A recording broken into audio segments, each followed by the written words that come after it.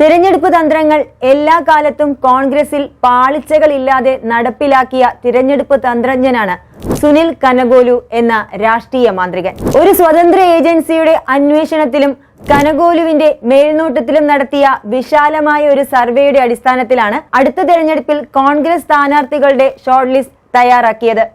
കേരളത്തിലെ 2026 നടക്കാനിരിക്കുന്ന അസംബ്ലി തെരഞ്ഞെടുപ്പിൽ സീറ്റുകൾ തൂത്തുവാരാൻ കോൺഗ്രസ് തങ്ങളുടെ യുദ്ധതന്ത്രങ്ങൾ അത്രയും ആവനാഴിയിൽ നിറച്ച് കാത്തിരിക്കുകയാണ്. വോട്ട് കൊള്ളയുമായി BJPയും അതിന് ചുവടുപിടിച്ച് CPMും കേരളത്തിൽ അധികാരത്തിനായി കുതന്ത്രങ്ങൾ മെനയുമ്പോൾ പക്ഷേ കോൺഗ്രസ് നേരായ മാർഗത്തിലൂടെ ജനമനസ് പിടിക്കാനാണ് ശ്രമിക്കുന്നത്. മത സാമുദായിക സന്തുലിതാവസ്ഥ അടക്കം മുൻനിർത്തിയാണ് ഈ സർവേ പൂർത്തീകരിച്ചത്. വിരമിച്ച IAS ഓഫീസർമാർ, യുവജന നേതാക്കൾ, വിവരസാങ്കേതിക വിദഗ്ധർ, മാധ്യമപ്രവർത്തകർ, കലാകാരന്മാർ തുടങ്ങിയവരെ സ്ഥാനാർത്ഥി പട്ടികയിൽ പരിഗണിക്കുന്നു എന്നാണ് അറിയുന്നത്. വിരമിച്ച IAS ഓഫീസർ ബിജു പ്രഭാകർ മുതൽ അച്ചു ഉമ്മൻ, KSU നേതാക്കളായ ആൻ സെബാസ്റ്റ്യൻ, അലോഷ്യസ് സേവിയർ, IT പ്രൊഫഷണലായ രഞ്ജിത് ബാലൻ എന്നീ പേരുകളൊക്കെ സർവേ റിപ്പോർട്ടിൽ ഇടം പിടിച്ചിട്ടുണ്ട് എന്നാണ് അറിയുന്നത്. ഇന്ത്യയിൽ BJP മേൽക്കോയ്മ പ്രദേശങ്ങളിൽ തിരഞ്ഞെടുപ്പ് കമ്മീഷനെ വരെ ഉൾപ്പെടുത്തിക്കൊണ്ട് പ്രധാനമന്ത്രി നരേന്ദ്രമോദി നടത്തിയ വോട്ടർ പട്ടിക ക്രമക്കേടും വോട്ട് കൊള്ളയും ഒക്കെ നടക്കുമ്പോഴും കേരളത്തിൽ BJPക്കോ CPMനോ ഇവിടെ ഒരു കൃത്രിമവും നടക്കില്ല എന്ന് കരുതിയെടുത്താണ്. എന്നാൽ രാഹുൽ ഗാന്ധി പുറത്തു കൊണ്ടുവന്ന മോദിയുടെ ആ വോട്ട് കൊള്ളയ്ക്ക് പിന്നാലെ ഇവിടെ കേരളത്തിൽ തൃശൂരിൽ സുരേഷ് ഗോപി പരോക്ഷമായി ഇടപെട്ടും അട്ടിമറി നടത്തി എന്നത് തൃശൂർ DCC അധ്യക്ഷൻ ജോസഫ് ടാജറ്റ് തെളിവുകൾ സഹിതം പുറത്തുവിടുകയുണ്ടായി. 2019 ആറ്റിങ്ങൽ നിയമസഭാ മണ്ഡലത്തിൽ അടൂർ പ്രകാശ് മത്സരിക്കുമ്പോൾ ഏകദേശം 1 ലക്ഷത്തോളം ഇരട്ട വോട്ടുകൾ പിടികൂടിയിരുന്നു. ഇത് CPMന് വലിയ തോതിൽ തിരിച്ചടിയായിരുന്നു. 2026 കോൺഗ്രസിന് 60-ന് മുകളിൽ സീറ്റുകൾ നേടാൻ കഴിയുമെന്ന് സർവേകൾ പറയുമ്പോൾ അത് കോൺഗ്രസിന്റെ ആത്മവിശ്വാസം വർദ്ധിപ്പിക്കുന്നതാണ്. അതിന്റെ ചുവട് പിടിച്ചാണ് പ്രതിപക്ഷ നേതാവ് VD സതീശൻ പറഞ്ഞത്, കോൺഗ്രസ് അധികാരത്തിൽ ഇത്തവണ വന്നില്ലെങ്കിൽ താൻ രാഷ്ട്രീയ വനവാസത്തിന് പോകുമെന്ന്. രാഷ്ട്രീയത്തിന്റെ മുൻനിരയിൽ നിൽക്കുന്ന കരുത്തനായ ഒരു നേതാവ് അങ്ങനെ നിർണായകമായ ഒരു പ്രസ്താവന വിളിച്ചു പറയണമെങ്കിൽ കൃത്യമായ കോൺഗ്രസ് ഭാവി വിലയിരുത്തിയത് കൊണ്ട് തന്നെയാണ് VD സതീശൻ ഇത് പറഞ്ഞിട്ടുണ്ടാകുക.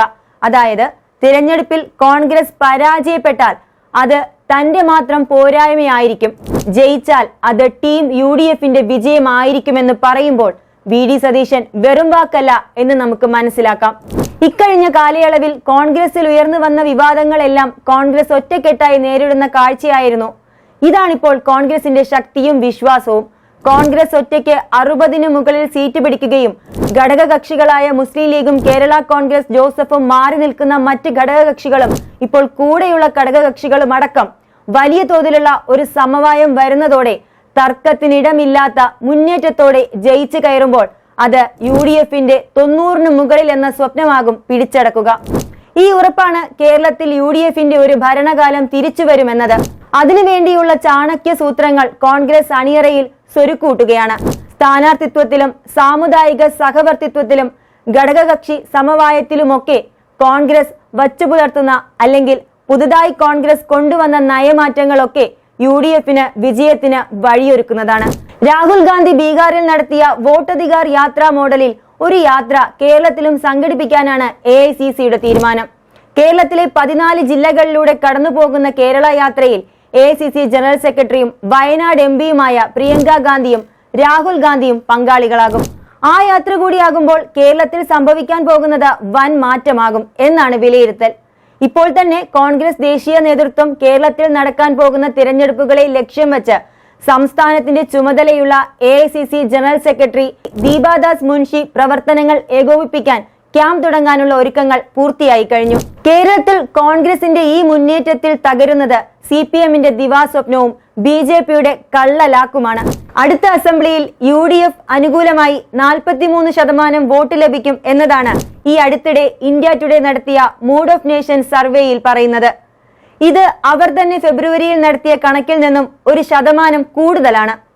ഈ സർവേ ഇപ്പോൾ കോൺഗ്രസിന്റെയും ടീം UDFന്റെയും ആത്മവിശ്വാസം വർദ്ധിപ്പിച്ചിരിക്കുകയാണ്.